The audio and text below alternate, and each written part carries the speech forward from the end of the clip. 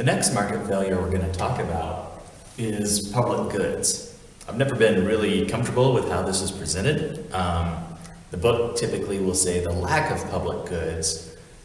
What it means is that public goods exist because they haven't been produced by the market. So the point is that the market has failed or lacks the production of what we call public goods. First thing that we need to figure out is, what is a public good? Well, every good, any good, is different in degrees of rivalrous, how rivalrous it is, and how excludable it is.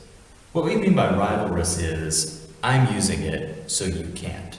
Well, if that's true, then I'm going to be willing to pay for access to that good, therefore the market can support it. So for example, something like a car is very rivalrous. If I pay to own that car, well then you can't own that car.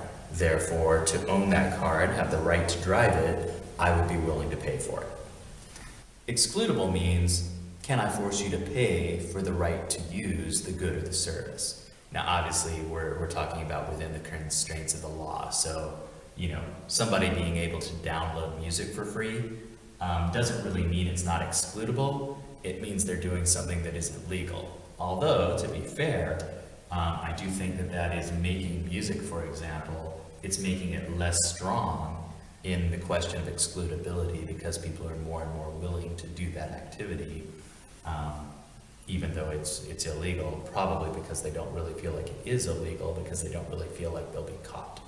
So, what I've done here, this is not demand and supply, don't get this wrong. We're saying the further up it is, the more rivalrous it is, and the further to the right it is, the more excludable it is. So let's use some examples. So something like theme parks. It's not very rivalrous. If I go to a theme park and 500 other people do, or even 1,000 other people do, it's not going to really affect my enjoyment of the rides. The lines aren't going to be long. I'm going to get to ride everything. Somebody else being on the roller coaster with me doesn't really change my enjoyment of it. However, some of you may go, well, wait a minute, there are some theme parks that charge you a little bit more to be at the front of the line or get to the front of the roller coaster car.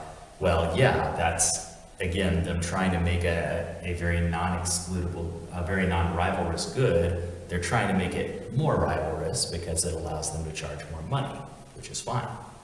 So things like theme parks, concerts, and movies, they're not very rivalrous, but they're very excludable. It's very easy for them to say, okay, to get in the gate or to get in the door, you have to buy a ticket. There's a very clear mechanism for making you pay.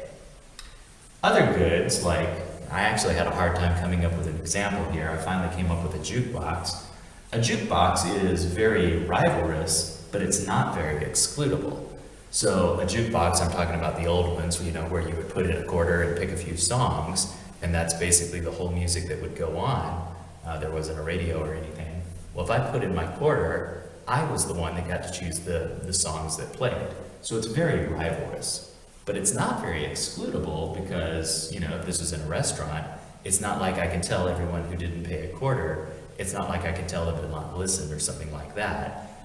Assuming they enjoy my music, they would also benefit from that transaction.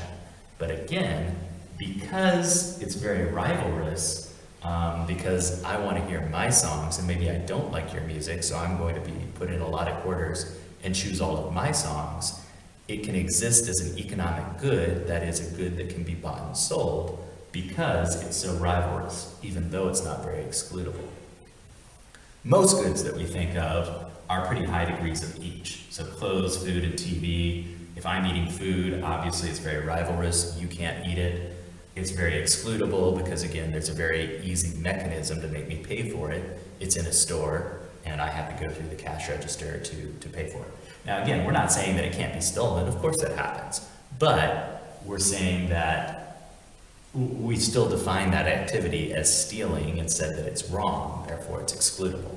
Whereas me listening to someone else's music on a jukebox, there's nothing illegal about that. I'm not doing anything I shouldn't be, so it's not nearly as excludable. I suppose at a concert, if I'm happy to not really see what's going on and I just want to go be outside of the venue, I can hear that music just fine and I'm not doing anything wrong. The less true those two things are, so the further and further and further we get towards this area, the more necessary it's going to be for the government to provide it, and then we call it a public good. So something like a road. Well, one or two people using a road or several hundred people using a road doesn't really affect the other people driving. Of course it does some. There might be some more traffic or more chance of a traffic accident or something like that. But a road, an entire road system, obviously can accommodate lots of people driving on it before rivalrous is really a problem. Again, excludability, well, some roads are excludable. They have tolls on them or something like that. But if you can imagine in a major city, every single road having an individual toll on it, that would be a pretty hard feat to pull off. Therefore, it's not very excludable either. Streetlights, protection by the military, these things are not rivalrous and they're not excludable. Therefore, we're going to have a problem. We give the problem a name, we call it a free rider problem. And we can diagram it down here. We can say, okay, here's the supply curve for roads. Where's the demand curve? And what we see is the demand curve is way down here because everybody's saying, for each quantity, I'm not willing to pay a very high price because once that thing is built, once a road is built, I can drive on it no problem, and they can't keep me from driving on it. So, because it's true that it's not very rivalrous and it's not very excludable, the demand curve for this is going to be over here, and again, where we see demand and supply intersect, quantity is 0 here at Q1. So the point is, the market is going to fail to produce this good. Therefore, the government has to choose to produce this good. So the solution is the government is going to demand these roads, military, street lights, things like that, anyway, and that demand is represented by the shift from D1 over to D government. Therefore, we do have a certain quantity produced, and they are produced at a certain price.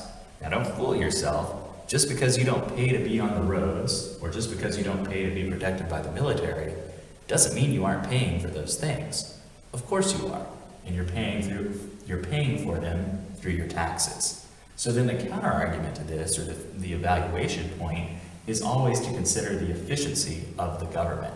So yeah, the government has created this demand curve for it, but are they using the money, are they using the tax money to the most efficient purpose? Obviously, there's always chances of corruption or nepotism, where somebody hires their friend to build the roads and pays them too much.